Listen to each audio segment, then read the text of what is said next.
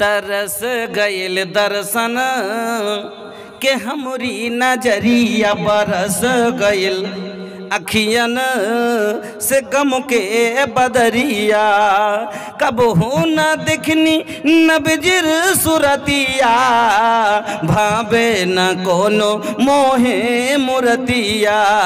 अरे गुजर गइल दुखवा में नब की सारी उमरिया तरस गइल दर्शन के हमरी नजरिया। फूसो के छौनी माँ टाटो बिछौना घर माँ गरीबी ना चांदी ना सोना। फूसो के छौनी माँ टाटो बिछौना घर माँ गरीबी ना चांदी ना सोना। अरे भुखवा से बांधी लेन नबी जी से कम पे पथरिया तरस गइल दर्शन के हमरी नजरिया। निंदिया ना आबे तोहरे करनवा जियारा ना लागे तड़पेला मनवा। अरे जल भी ना तड़पेला जैसे मछरिया जल भी ना तड़पेला जैसे मछरिया तरस गइल दर्शन के हमरी नजरिया बरस गइल अखियन से गम के बदरिया। ওটাই শহর যেই শহরে নবী আমার দুই জাহানের বাদশাহ সত্য পেটে পাথর বেঁধেছিলেন। ওই শহর যেই শহরের জন্য ইব্রাহিম আলাইহিস সালাম দোয়া করেছিলেন আল্লাহ গো বালাদান আমেনা এই শহরকে তুমি আমন চাইনের শকুনের শহর বানিয়ে দাও। আল্লাহ দোয়া কবুল করেছিলেন। এবার ইব্রাহিম দোয়া করেছিলেন আল্লাহ একে ফলের শহর বানিয়ে দাও। এত দামি ফল আল্লাহ ওই শহরে দিয়েছে আজওয়া খজুর। যেই খজুরটার ব্যাপারে হাদিসে পাওয়া যায় কোন মানুষ যদি সকালে 3টা খাজুর খেয়ে লায় আর তাকে যদি বিষাক্ত জিনিসে দংশন করে লায় তাহলে তার বিষ আসার করবে না। পড়ে না আলহামদুলিল্লাহ। এত দামি শহর আল্লাহ করে দিয়েছেন। ওই শহরে আজ বিয়ে হওয়ার আগে এসি গাড়ি বাড়ি সারা ব্যবস্থা আছে ছেলেদের। আলাদা বাড়িতে আমর বিনুল আস বিয়ে দিয়ে বেটা বহুকে পাঠিয়ে দিয়েছেন। কিছুদিন যখন হয়েছেন তো দেখা বাবার জিম্মেদারি দায়িত্ব আছে কিনা যে বেটা বহুর তলাশি নেওয়া। বৌমার তলাশ নিতে হবে না ভাই? তো বেটা বৌমার তলাশ নিতে গেছে। ওখানে যাওয়ার পরে এবার হাঁক দিচ্ছে আব্দুল্লাহ আব্দুল্লাহ বাড়িতে নেই। বৌমা বলছে নাই আব্বা বাড়িতে নাই। এবার শ্বশুর প্রশ্ন করেছে বৌমাকে মারে আমার ছেলের সাথে তোমার বিয়ে দিয়েছি বলো মা আমার ছেলের সংসারে এসে তুমি সুখী আছো কিনা তুমি ভালো আছো কিনা আমার ছেলে তোমাকে ভালোবাসে কিনা বল মা কেমন আছিস বল কেমন আমার ছেলে তোর দেখভাল ভালো করে করছে কিনা। এই কথা যখন জিজ্ঞাসা করা চট করে তখন বৌমা উত্তর দিচ্ছে আব্বা আপনি যদি না বলতেন তাহলে কিছুই বলতাম না। যখন আপনি তলাশি নিছেন তাহলে শুনেন আপনি বললেন আপনার ছেলেটা কেমন আমাকে ভালোবাসে কি বাসে না তাহলে শুনুন নেমার রাজল রাজলা লামিয়াতা খেরাসানা আপনার বেটা এমন একটা লোকের লোক এতদিন হয়ে গেল বিয়ে হওয়া এখনো আমার শরীরের কাপড়টাও টাচ করে দেখেনি। মাথা খারাপ হবে না পরের বেটি নিয়ে এসে যদি বেটা না গছে। এখনকার ছোঁড়ারা বিহার কুটুম বিদায় হয় না পালঙ্কের সোলা ঠুকছে আর তখন কে কেমন 1.5 মাস হয়ে গেল তবে এখনো বেটা বউর কাছে যায় না বৌমার কাছে তো ভাই চিন্তা করতে হবে না। মাথা খারাপ।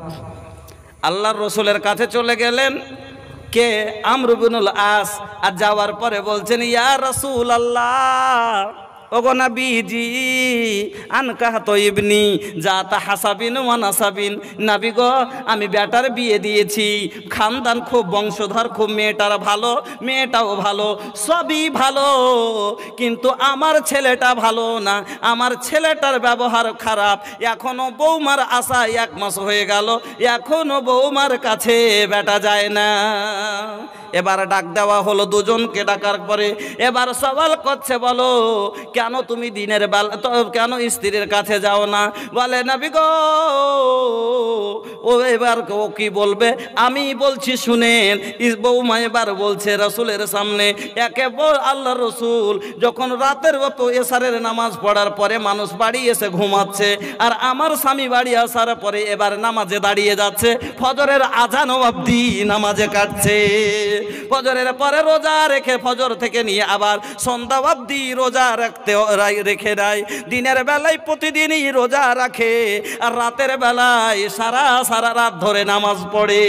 বলে এবার নবী বলছেন, বলো তুমি এই কাজ কেন করো? ওগো নবীজি, আমি রাতের বেলায় এই কারণে যাই না যে আমার নাফিলে কমি হয়ে যাবে। সুবহানাল্লাহ। ইয়া তো কত সুন্দর কথা।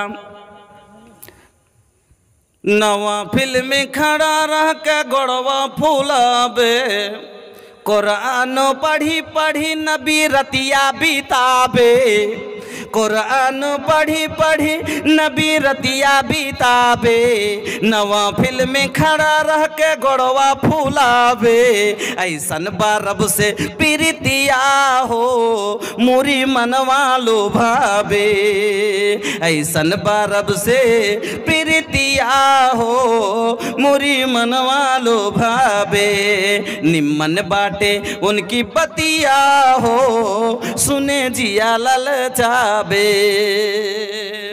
আল্লাহ রসুল ইয়া তো নমাজি, যে কি রসুলের সারা জীবনের গুনাহ মাপ, তবে কি সারা আল্লাহ রসুল দাঁড়িয়ে না ফুলে অতক্ষণ দাঁড়িয়ে থাকতেন, পা গালা ফুলে যেত। আয়েশা সওয়াল করলেন, নবী গো, আল্লাহ তো আপনার সমস্ত গুনাহগুলিকে মাফ করে দিয়েছেন, তবে আর ইয়া তো নমাজ পড়ার দরকারটা কি? রসুল বলেন, ও আয়েশা, আমি কি আল্লাহর শুকরিয়া আদায় করব না যে আমার আল্লাহ আমাকে ক্ষমা করে দিয়েছেন? আমার ভাইজান চিন্তা করেন, রাসূল মাপ পাওয়ার পরে যদি এত নামাজ পড়েন, তাহলে আমাদের জীবনে কত গুনাহ করেছি, আমার কত নামাজ পড়া লাগবে, কতই আমাদের নামাজ পড়তে হয়। ও বন্ধু, ওই রাসূলের সাহাবী এবার কিন্তু আল্লাহর রসুল বলছেন, শোনো, তুমি কেন এই কাজ করো? তুমি প্রতিদিন নামাজ কেন তুমি প্রতিদিন নফল রোজা রাখো? আজ থেকে শোনো, তুমি স্ত্রীর কাছে কেন যাও না? বলে নবী গো, আমি স্ত্রীর কাছে যদি যাই আমার 2 ঘন্টা সময় লস হবে, আর এই কিয়ামতের দিন নবী গো যদি একটা গুনাহ বেশি হয়ে যায়, একটা নেকি আমার কমে যায়, আমি জাহান্নামে যাব। আর আমি আজকে সুযোগ পাই, ওই 1 ঘন্টা কম করে আমি স্ত্রীর কাছে গেলে আমার 1 ঘন্টা সময় নষ্ট হবে, আমার নেকি কমে যাবে। এই কারণে নবী গো আমি স্ত্রীর কাছে রাতের বেলা যায় না। দিনের বেলা কেন যাও না? দিনের বেলায় যায় না যে আমার একটা রোজা ছুটে যাবে, নাফল রোজা। ও যুবক, ফরজ রোজা যদি আজকে তোমার ছুটে যায় তবে লক্ষ্য থাকে না, ফরজ রোজা যদি কাজা হয়ে যায় আদা করো না। আর কেমন রাসূলের সাহাবী, কেমন তাকওয়া, কত আল্লাহর ভয়, কত জাহান্নামের ভয়, কত জান্নাতের লোভী, যে নাফল রোজা ছুটে গেলে সেই দিন হতো আমার নেকিতে কমে যাবে, এই জন্য প্রতিদিন নফল রোজা রাখে। আমার রাসূল এবারে বলছেন, শোনো, আমি রাসূল হয়ে আমি নফল রোজাও রাখি, আমি নফল নামাজও পড়ি, আর আমি স্ত্রীর কাছেও যাই, আমি বিছানাও ঘুমাই। শোনো, ওয়া ইন্না আলাইকা জাসাদাকা হাক্কুন, তোমার ওপরে তোমার শরীরের হক আছে। ওয়া ইন্না আলাইকা আইনাকা হাক্কুন, তোমার ওপরে তোমার চোখের হক আছে। তুমি চোখকে ঘুম দাও, আরাম দাও, শরীরটাকে বিছানায় লাগাও, আরাম দাও। ওয়া ইন্না আলাইকা জাওজাকা হাক্কুন, তোমার ওপরে তোমার স্ত্রীর হক আছে। স্ত্রীটা তোমাকে দেখে এসেছে, তার মনকে শান্তি করো, তার কাছে যাও, সব থাকো। এবার আর তুমি আজ থেকে শুনে নাও, তুমি আজ থেকে মাসে মাত্র 3টি রোজা করবে। এবার যেমনই বলা, বলছে না হুজুর, না, আমার শরীর স্বাস্থ্য খুব ভালো, নবী গো, এই রোজা করে আমার জি ভরবে না, আরো বেশি করব। নবী বলেন, তাহলে তুমি 6টা করো। বলছে ইয়াতেও আমার কিচ্ছু হবে না, আরো বেশি করব। ও যুবক, কেমন তোমরা, আর কেমন যুবক ছিল ওরা, যে এবার স্ত্রী বিয়ে হওয়ার পরে স্ত্রী পর্যন্ত ভুলে যায় জান্নাতের লোভে। এই রাত আমরা 15 বছর থেকে যেই রাতের স্বপ্ন দেখি, যেই দিক থেকে যৌবনে পা দিই, সেই দিন থেকে মনে মনে আমরা খুব বিছানায় শুয়ে শুয়ে এই রাতটার স্বপ্ন দেখি। একদিন আমার আপনার জীবনে, একদিন জীবনে সোহাগ রাত আসবে, ফুলসজ্জা আসবে, কিন্তু তবু এই রাতটা এত দামি হওয়ার পরও ওই যুবক জান্নাতের লোভে সব ভুলে গেছে। ও যুবক, এবার আল্লাহর রাসূল ওকে বলে দিলে, শোনো, তুমি এর পরে তোমাকে লাস্ট অফার এটাই যে তুমি একদিন রোজা রাখবে, আর একদিন তুমি রোজা রাখবে না। কেন? এটা দাউদ আলাইহিস সালামের রোজা। এইভাবে দাউদ নবী রোজা রাখতেন, একদিন রোজা রাখতেন, অন্য দিন রাখতেন না। এইভাবে তুমি রোজা রাখবে, এর চাইতে বেশি তোমাকে পারমিশন দেওয়া যাবে না। যুবক ভাই, এই জন্য আল্লাহ বলছেন ইন্নাল মুত্তাকিনা, যার মধ্যে তাকওয়া আছে, যার মধ্যে ভয় আছে, খোদার ভয়, জান্নাতের লোভ আছে, ওই লোকগুলো নিয়ামতওয়ালা জান্নাতে যাবে। এবার আল্লাহ বলছেন সেই কিয়ামতের দিন বন্ধুরে এই মানুষের মধ্যে দু প্রকার হয়ে যাবে। একদল যারা আল্লাহর রসুলের কথা মেনেছে, একদল হবে শয়তানের যারা কথা মেনেছে, যারা নিজের মনের কথা মেনেছে, মনকে যেটা ভালো লেগেছে সেটা করেছে। একদল যারা আল্লাহকে যেটা ভালো লেগেছে সেটা করেছে। সেই দিন এক দলের নাম আল্লাহ দিয়েছেন, কোরআনে বলে দিলেন, একটা দল হবে তার নাম হবে হিজবাল্লাহ, একটা দল হবে তার নাম হবে হিজবাস শয়তান, মানে আল্লাহর দল, আর একটা হবে শয়তানের দল। কোরআনের কথা বলে আল্লাহর দল, এই দলে যারা চলে তারাই সফল। কোরআনের কথা বলে আল্লাহর দল, এই দলে যারা চলে তারাই সফল। এই পথে এত বাধা ছিল না জানা, আল্লাহ হুম্মা ইয়াসসির লানা উমুরানা, আল্লাহ হুম্মা ইয়াসসির লানা উমুরানা। ইসলামী হুকুমত চাই না যারা, কুল সাতাওয়ানাচার ছোড়াই তারা। ইসলামী হুকুমতে চাই না যারা, কুল সাতাওয়ানাচার ছোড়াই তারা। যারা করে হানাহানি খুন ছিনতাই, সত্য ন্যায়ের কথা তাদের শোনাই। যারা করে হানাহানি খুন ছিনতাই, সত্য ন্যায়ের কথা তাদের শোনাই। দুর্বল ভীরু নয়, গাজী বা শহীদ হয়, জান্নাতে পেতে চাই শেষ ঠিকানা। আল্লাহ হুম্মা ইয়াসসির লানা উমুরানা। আমরা তো শেষ ঠিকানাটাই ভালো চাই নাকি বন্ধু? আমরা তো নিজের ঠিকানাটা জান্নাত চাই। সেই দিনই আমরা আল্লাহ বলছেন একটা দল হবে হিজবাস শয়তান, শয়তানের গ্রুপ, যারা শয়তানের কথা মতো চলেছে, আর একটা হবে হিজবাল্লাহ, আল্লাহর মান্যওয়ালা দল। এরা হিজবাল্লাহ, ইন্না হিজবাল্লাহ হুমুল মুফলিহুন, যারা আল্লাহর দল হবে, আল্লাহর কথা মতো চলা দল হবে, ওরাই হবে কামিয়াব। আল্লাহ বলে দিলেন তারাই হবে কামিয়াব। সেদিন তারাই পাফালা পাবে, তারা বেঁচে যাবে। এই জন্য আল্লাহ বলছেন ওয়াসিকাল্লাযীনা কাফারু ইলা জাহান্নামা যুমারা। আর এক দলের ব্যাপারে আল্লাহ বলছেন ওয়াসিকাল্লাযীনা তাকাউ রাব্বাহুম ইলাল জান্নাতি যুমারা। আমার আল্লাহ বলছেন এক দলকে আল্লাহ এমন করে আদর করে এক দলকে ফারিস্তারা নিয়ে যাবে। আগে চলো, যারা জান্নাতি দল হবে আর যারা জাহান্নামী দল হবে, দু দলের মধ্যে আল্লাহ তফাৎ দেখিয়ে দিলেন। দুটা কথাই একই, কিন্তু এখানে তফাৎ আছে। আল্লাহ বলছেন ওয়াসিকাল্লাযীনা কাফারু ইলা জাহান্নামা যুমারা। কাফেরেরাকে যখন জাহান্নামের দিকে নিয়ে যাবে, ওই শয়তানের দলকে যখন জাহান্নামের দিকে নিয়ে যাবে, এরাকে ঠেলা দিবে, হোঁড়া দিবে, গুতা দিবে। কেন? জাহান্নাম দেখে কেউ যেতে চাইবে ভাই? যেতে চাইবে? জাহান্নাম আগুনে কেউ পড়তে চাইবে না? চাইবে না। ওই সময়তে যখন যেতে চাইবে না, ওকে ঠেলা দেন, কোনো গরুকে গাড়িতে তুলেন, তখন যেতে চায় যে আমি যাব, বাড়ি থেকে যেতে চায় না। তখন তাকে কি করেন? ঠেলা দিয়ে, হোঁড়া দিয়ে, ধাক্কা দিয়ে, চেঁড়ে ঘেঁষড়ে তুলে দেন। ওই রকমই জাহান্নামী দলেরা যখন জাহান্নামে যেতে চাইবে না, আল্লাহ রে আল্লাহ, এবার দল দল করে চতুর্দিক থেকে ওই ফারিস্তারা তাকে ঠেলা দিয়ে, হোঁড়া দিয়ে, গুতা দিয়ে জাহান্নামের দরজা পর্যন্ত নিয়ে যাবে। যখন জাহান্নামের দরজায় পৌঁছাবে রে বন্ধু, ওই জাহান্নামের দরবান সওয়াল করবে, আলাম ইয়াতিকুম রাসূলুম মিনকুম ইয়াতলুনা আলাইকুম, বলো তোমার কাছে কি কোনো পাইগাম পৌঁছানেওয়ালা, খবর দেনেওয়ালা, ভয় দেখানেওয়ালা কোনো নবী কি যায়নি, কোনো রসুল কি যায় নাই, কোনো আলিম কি যায় নাই, কোরআন তেলাওয়াত করে তোমাদের শোনায়নি? বলো কোরআনের আয়াত তোমাদের পড়ে শোনায়নি? আজ বন্ধু যেমন পড়ে পড়ে শোনাচ্ছি, সেই দিন আল্লাহ তোমাকে আপনাকে সব ওই আল্লাহর ফারিস্তা খাজেন জাহান্নামের দরবান সওয়াল করবে, বলো তোমার কাছে কোনো রসুল নবী কোনো আউলিয়া আম্বিয়া যায়নি, তোমাদের কোরআন পড়ে শোনায়নি? সেই দিন আপনি মিথ্যা বলতে পারবেন না, সেই দিন বলবেন কালু বালা, হ্যাঁ হ্যাঁ এসেছিল, কিন্তু আমরা ফাঁকাস যাব না, আমরা ঝুঠা মনে করেছিলাম, ফাঁকাস যাব না, আমরা মিথ্যুক মনে করেছিলাম, ওয়াকুলনা মা নাযালাল্লাহু মিন শাই, আর আমরা মনে করেছিলাম যে আল্লাহর তরফ থেকে এগুলো কথা লাগলা মৌলবীরা ঝোলা ভরা বুদ্ধি ধরেছে, এগুলো মৌলবীরা পাকিট ভরা বুদ্ধি ধরেছে।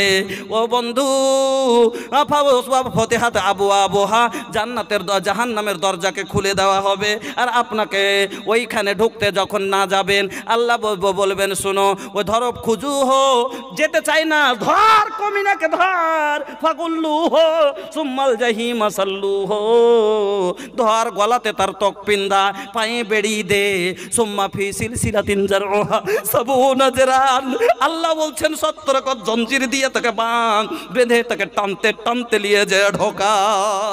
ও বন্ধুরে, একদল এটা জাহান্নামী দল, অন্য দলের ব্যাপারে আমার আল্লাহ বলছেন ওয়াসিকাল্লাযীনা তাকাউ রাব্বাহুম ইলাল জান্নাতি জুমারা, যারা জান্নাতি দল হবে, ওই জান্নাতি দল যখন জান্নাতের দিকে যাবে, যারা জান্নাতকে দেখার পরে রুকে যাবে যে এটাই বুঝেন সব থেকে ভালো জায়গা, তখন যখন রুকে যাবে ফারিস্তারা বলবে আগে চলেন, আগে চলেন, এইটা কি দেখছেন, এখানটা দেখিও নাই, আরো মজার জিনিস আগে আছে, আগে চলেন, আগে চলেন।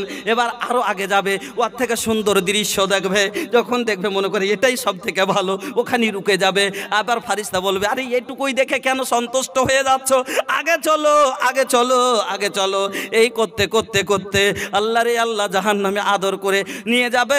জান্নাতের গেটে যখন যাবে বন্ধু, আগে প্রথমে যখন জান্নাতের গেটে যাবে, ওখানে ঠেলা দিয়ে নিয়ে গেল, এখানে বলেন দেখেন আপনার মেহমান যেমন আসে, আপনি দরজা খুলে আপনার সব থেকে প্রিয় বন্ধু যদি আসে, দূর থেকে দরজা খুলে আপনি হাসতে হাসতে বলবেন আসসালামু আলাইকুম ভাই, আসেন আসেন, তাড়াতাড়ি আসেন, ভিতরে আসেন, গরম লাগছে, রোদ লাগছে। আল্লাহ বলছেন সেদিন তোরা হবি আমার মেহমান, নুজুলুম মিন গফুরির রহিম, সেদিন তোমরা হবি আমার মেহমান, আর তোমরা সবাই মেহমান, আমি আল্লাহ তোমাদের মেজবান হব, আমি তোমাদের কুটুমতি করব। আল্লাহ বলছেন তো যে কোরআনের মধ্যে বলে দিলেন ফতিহাত আবু আবহা, জান্নাতের গেটকে খুলে দেওয়া হবে, আর তারপরে জান্নাতের দরবান আপনার স্বাগত করে বলবে কি জানেন, কি বলবে, সালামুন আলাইকুম তিবতুম ফাদখুলুহা খালিদিন।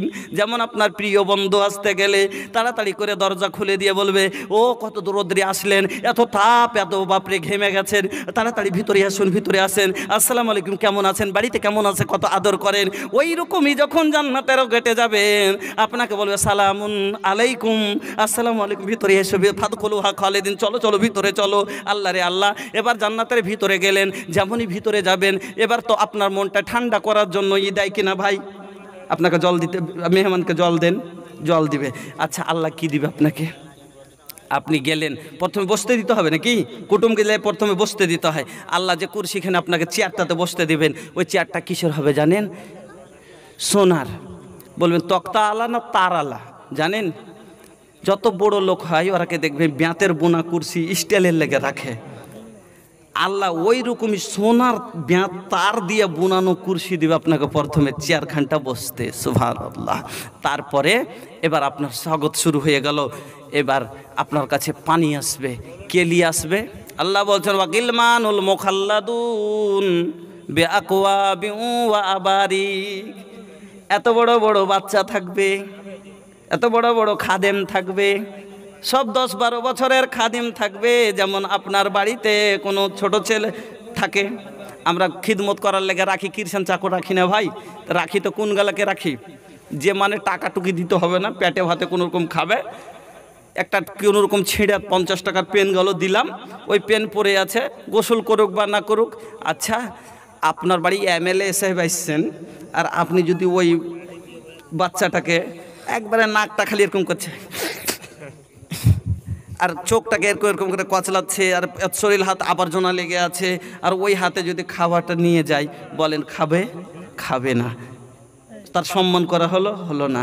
এই জন্য আল্লাহ যে খাদিমগুলো জান্নাতে রাখবেন আপনার আমাদের জন্য, আল্লাহ বলছেন এ যা রাইতাহুম, তুমি যখন ওরাকে দেখবে লাগবে কি লুলু মানসুরা, মতির দানা পড়ে আছে। আপনারা কি বলেন বাংলাতে? মতি কেজি, হ্যাঁ মুক্ত নাকি মতি? তো লাগছে মতির দানা। তো মতি কেমন হয় বলবেন? এই যে দেখেন, বেশি না বুঝতে গেলে